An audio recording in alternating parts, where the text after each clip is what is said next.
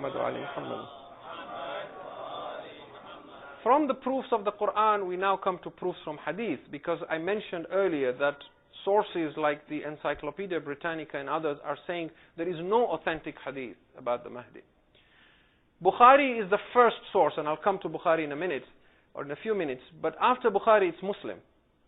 Sahih Muslim clearly mentions references to the Mahdi, and it also mentions that when Jesus, peace be on him, returns, the Mahdi will offer him to lead prayers, but he will refuse, and he will insist that the Mahdi should lead the Muslims and all in prayer, and he will pray behind him. When you pray behind an Imam, or whoever leads the prayer, you acknowledge the superiority of the person you are following, that he knows more than you, or he is more capable of leading over you. Then there are all the other sources, for those of you who may be familiar with the Sihah Sitta and other authentic sources in the Sunni world, Sunan Abu Dawood, Ibn Majah, Tirmidhi, and so on. They all, in fact, Ibn Majah and Sunan Abu Dawood, they specifically mention a hadith that Rasulullah sallallahu alayhi wa sallam, Allahumma salli ala Muhammad wa ali Muhammad,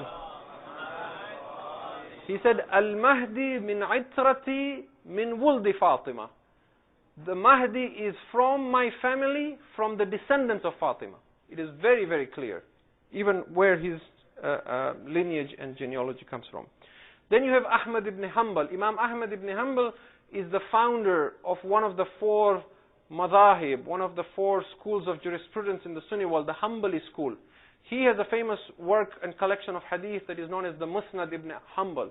He has 136 reports and traditions, riwayat and ahadith on the Mahdi that have been printed separately as a book, which I have and would be happy to share with anyone who wants to take a look at it. And there are many, many other Sunni scholars. I can't list all of them. Many of them are Shafi'i, and they have written books, not Imam Shafi, but they are followers of Shafi. Like, for example, Al-Kanji al-Shafi'i, a 7th century scholar, has a book, Al-Bayan fi Akhbar Sahib al-Zaman, a complete collection on hadith. Al-Maqdisi al-Salami al-Shafi'i has a book, a famous book called Iqda al-Durar, quite sizable, only proving the existence of the Mahdi. Essentially, from Sunni perspective, you have at least 35 prominent Sunni scholars who have written 46 books exclusively on the Mahdi, not mentioning him in their works, but an entire book just to prove the belief in the Mahdi. There is a famous scholar and theologian in the Sunni world called Ash-Shawkani. Ash-Shawkani says the traditions on the Mahdi are so many, from so many different sources, that they have reached a level of tawatur. Tawatur is a term that is used by experts of hadith. A hadith is called mutawatir when it is repeated numerous times from different chains of narrators, so that it is beyond any possibility of doubt. And he says the narrations on the Mahdi has reached tawatur. It is impossible to doubt on it.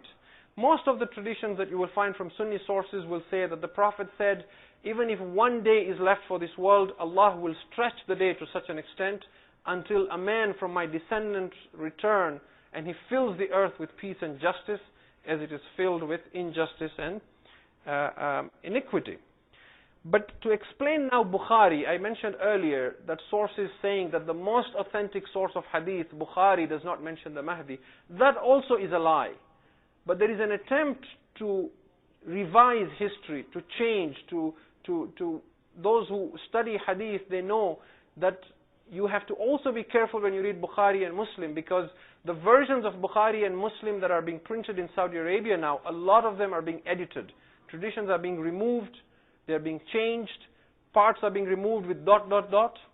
And there are other Sunni scholars who are trying to actually defend these original sources. You can even find some of them giving lectures expressing this concern on YouTube even, right?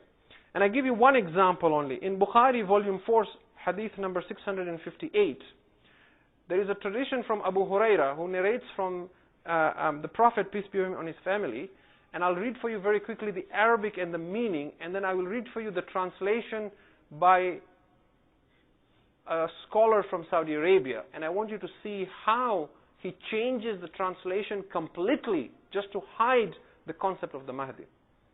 The original hadith in Arabic says, كيف أنتم إذا نزل ابن مريم فيكم وإمامكم منكم.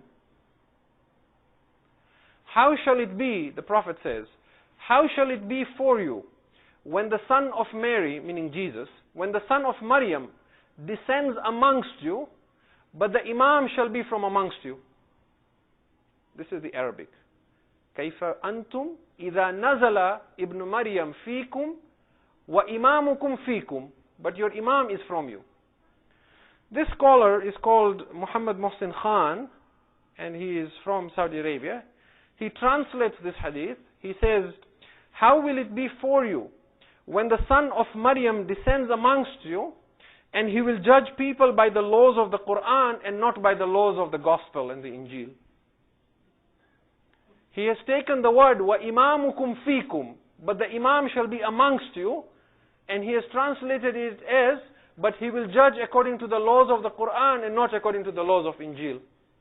There is absolutely, you just need like rudimentary Arabic to see that this is a gross misinterpretation and translation, intentionally, so that just to prove that Bukhari does not mention the Mahdi. Okay?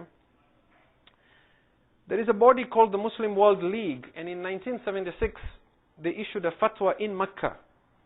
And it's a lengthy fatwa. In the interest of time, I can't read the whole thing, but you're welcome to take a look at it after the majlis. But the conclusion of that fatwa says that because of the numerous mutawatir and sahih hadith on the Mahdi, there is no doubt in the status of these reports concerning the Mahdi. And this fatwa by the Sunni scholars in Mecca in 1976 said, it is obligatory, wajib, to believe in the concept of the Mahdi, and it is one of the beliefs of the Ahlus Sunnah wal Jama'ah, and only those ignorant of the Sunnah and those who are innovators, the Ahlul Bid'ah, will deny it. It is that strong. It is so strong, ironically, that Ibn Taymiyyah, who is seen as the inspiration and the founder to the Wahhabi movement, he in his book Minhajus Sunnah acknowledges that the ahadith on the Mahdi are authentic. Now, I want to very quickly now just give some logical proofs and then make a conclusion. We have talked about hadith, we have talked about Quran. Can we argue now, because these hadith and Quran have only proved that the concept and the belief of the Mahdi is valid in Islam?